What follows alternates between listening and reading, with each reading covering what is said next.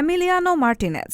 কাতার বিশ্বকাপে আর্জেন্টিনার শিরোপা হওয়ার পেছনে সবচেয়ে বেশি অবদান যদি কারো থাকে সেটা এই গোলরক্ষকের। পারফরম্যান্সে সবাইকে পেছনে ফেললেও বিতর্ক এড়িয়ে চলতে পারেননি মার্টিনেজ। ফের একবার বিতর্কে জড়ালেন এই গোলরক্ষক।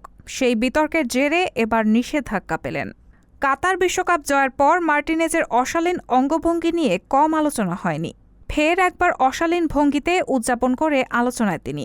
গত ৫ সেপ্টেম্বর বিশ্বকাপ বাছাইয়ে চিলির বিপক্ষে মাঠে নামে আর্জেন্টিনা। ম্যাচটিতে জয়ের পর কোপা আমেরিকার রেপ্লিকা ট্রফি নিয়ে অশালীনভাবে উদযাপনের অঙ্গভঙ্গি করেন মার্টিনেজ। এমন আচরণের জন্য তাকে ২ ম্যাচের জন্য নিষিদ্ধ করেছে ফিফা ডিসিপ্লিনারি কমিটি। এর ফলে আগামী মাসে অনুষ্ঠিতব্য বিশ্বকাপের বাছাই পর্বের ম্যাচ খেলা হবে না তার। শুধু তাই নয়, গত মাসে কলম্বিয়ার বিপক্ষে নিজেদের সবশেষ ম্যাচে হারের পর এক টিভি ক্যামেরাম্যানকে চড় দেওয়ার শাস্তিও পেয়েছেন মার্টিনেজ। তার শাস্তির বিষয়টি এক বিবৃতির মাধ্যমে নিশ্চিত করেছে আর্জেন্টিনা ফুটবল ফেডারেশন। সেই বিবৃতিতে বলা হয়, এমিলিয়ানো মার্টিনেজ তার আগ্রাসী ব্যবহার এবং ফেয়ার প্লের বিধিনিষেধ ভঙ্গের দায়ে অভিযুক্ত সাব্যস্ত হয়েছেন। একই সঙ্গে মার্টিনেজের এই শাস্তির সঙ্গে দ্বিমত পোষণ করে আর্জেন্টিনা।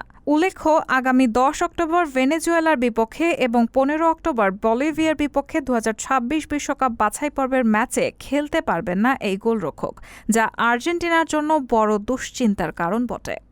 রেহানা মুন, সবার কথা।